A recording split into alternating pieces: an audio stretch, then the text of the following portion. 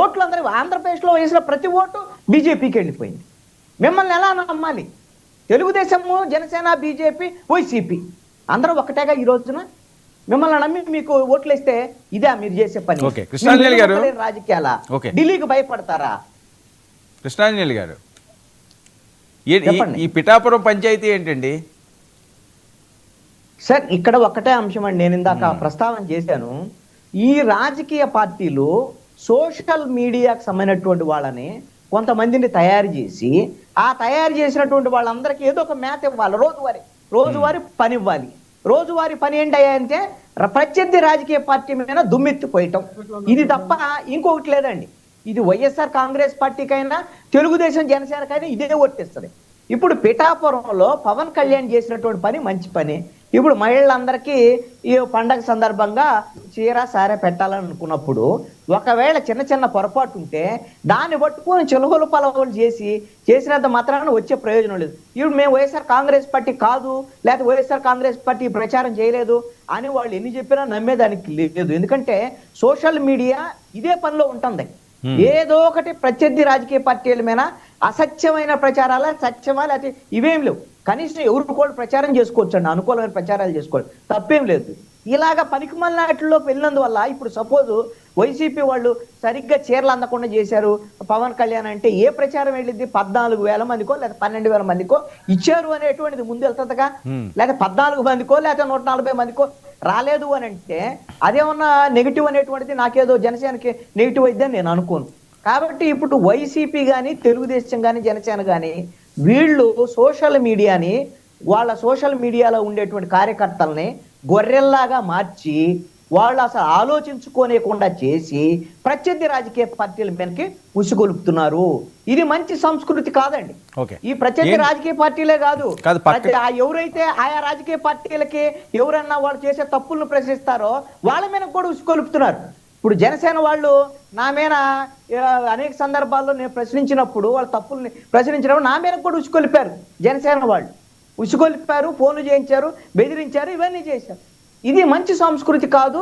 దీనివల్ల ఆయా రాజకీయ పార్టీలకు వచ్చే పెద్ద ప్రయోజనం ఏముండదు అనేది నా అభిప్రాయం. చంద్రబాబు నాయుడు గారు ఇప్పుడు పర్యటిస్తున్నారు పక్క నియోజకవర్గంలోని పెద్దాపురంలోని.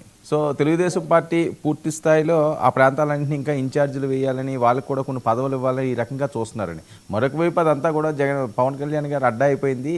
కాకినాడ ఎంపీ వాళ్ళదే, అలాగే పిఠాపురం అయిందే, అక్కడ రూరల్ కాకినాడ అయిందే. ఇలాంటి టైంలో తెలుగుదేశం పార్టీ శ్రేణులు కాస్త ఇబ్బందికరంగా ఉంది. వర్మ ఆల్సో ఆయన్ని కూడా మనం చూస్తున్నాం కదా, ఆయనకి కూడా ఏం లేదు. ఈ రోజంతా కూడా ఆయన చంద్రబాబు నాయుడు గారితో ఉంటున్నారు. అక్కడ ఏమైనా సమీకరణాలు మారే అవకాశం ఉంటుందండి? ఏమీ మారవండి. ఇప్పుడుగా ఉన్నటువంటి పరిస్థితిలో 3 పార్టీలు మేము ఒకటే, మేము కలిసి ఉన్నామని చెబుతుంటారు. బీజేపీ ఏం చేస్తుంది? తెర వెనక ఇటువైపున వీళ్ళిద్దరితోనో, అటువైపున వైఎస్ఆర్ కాంగ్రెస్ పార్టీతో కూడా కలిసి ప్రయాణం చేస్తుంది. ఇప్పుడు వీళ్ళిద్దరి పరిస్థితి తెలుగుదేశము అదేవిధంగా జనసేన గత్యంతరం లేక బీజేపీతో కలిసి ఉండటమే. ఇప్పుడు జనసేన తెలుగుదేశం మధ్య ఉండేటువంటి మిత్రత్వం కూడా ఎప్పటి వరకు ఉంటుంది అని అంటే వీళ్ళిద్దరి మధ్య ఘర్షణలు ఎన్నొచ్చినా సరే, క్షేత్రస్థాయిలో ఎన్ని ప్రాబ్లమ్స్ ఉన్నా పవన్ కళ్యాణ్ ఏమి తెలుగుదేశం పార్టీ నుంచి విడిపోడు.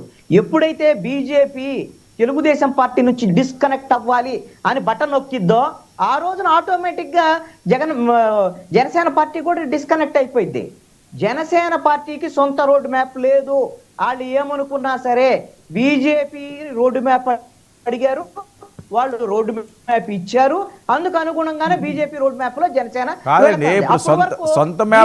తెలుగుదేశంతో కలిసి ఉన్నంత కాలం జనసేన తెలుగుదేశం పార్టీతో కలిసి సొంత మ్యాప్ దాన్ని పూర్తి స్థాయిలో గాడిని పెట్టడానికి, మరింత విస్తృతంగా జనసేనను పెంచడానికే ప్రత్యేక సమావేశం 30వ తేదీని విశాఖపట్నంలో చేస్తున్నారని కదా జరుగుతున్న ప్రచారం.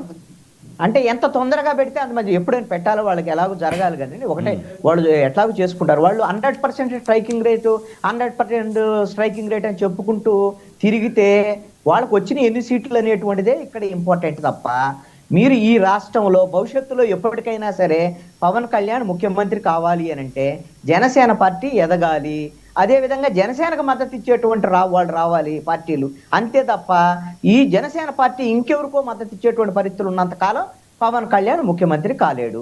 కాబట్టి నేను ఇప్పుడేదో చంద్రబాబు నాయుడుతో గొడవమని తెలుగుదేశం పార్టీతో విడిపోమని ఎవ్వరూ చెప్పటం లేదు. జనసేన పార్టీ నాకు తెలిసి అయితే రాష్ట్ర వ్యాప్తంగా ఉన్నటువంటి వాళ్ళలో అందరిలో కూడా అసంతృప్తి ఉంది. ఏమని అసంతృప్తి ఉంది? జన సైనికుల్లో ఉన్నటువంటి అసంతృప్తి ఏంటంటే వాళ్ళు చెప్పినటువంటి హామీకి అనుగుణంగా 60-30-10 ఈ నిష్పత్తిలో ఏదైతే పదవుల పంపకం ఉందో, నామినేటెడ్ పోస్ట్ ఉన్నాయో అవి జరగలేదు, అవి అన్యాయం జరిగింది జనసేన పార్టీకే. అయినా పవన్ కళ్యాణ్ మాట్లాడటం లేదు, మాట్లాడినటువంటి వాళ్ళను పవన్ కళ్యాణ్ సస్పెండ్ చేస్తున్నాడు. కాబట్టి ఈ విధమైనటువంటి అసంతృప్తి క్షేత్రస్థాయిలో ఉంది.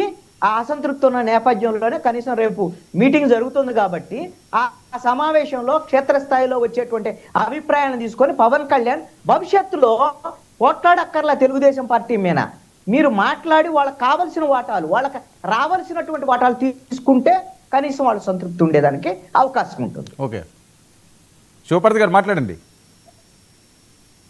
ఇందాక కృష్ణాంజనేయులు గారు జనసేనకి సొంత బలం లేదు, ఎవరు వాళ్ళు బాధపడ్డా నాకేం అభ్యంతరం లేదు అని అన్నారు.